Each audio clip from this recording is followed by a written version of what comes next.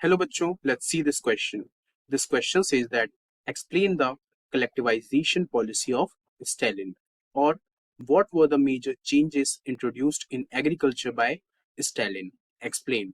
तो बच्चों इस क्वेश्चन में हमें स्टालिन के द्वारा इंट्रोड्यूस की गई कलेक्टिवाइजेशन पॉलिसी को डिफाइन करना है। तो इस क्वेश्चन का की कॉन्सेप्ट है कलेक्टिवाइजेशन ऑफ एग्रीकल्चर।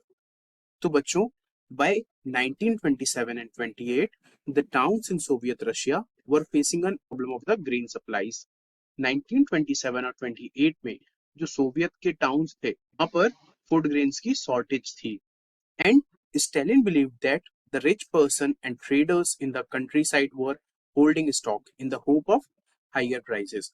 और स्टेलिन को लगता था कि जो रिच पर्सन है और जो ट्रेडर्स हैं रशिया के वो फूड ग्रेन्स को होल्ड करके रखे हैं ताकि जब प्राइस बढ़े तो उसको महंगे प्राइस पर बेच सकें so that rates were made on the kulaks the well to do peasants.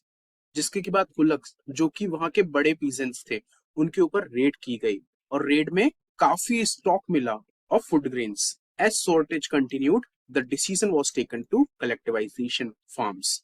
अब जब शॉर्टेज वहां पर बढ़ते जा रही थी तो इसके कारण कलेक्टिवाइजेशन पॉलिसी को इंट्रोड्यूस किया गया and from 1929 the party forced all the peasants to cultivate on the collective forms.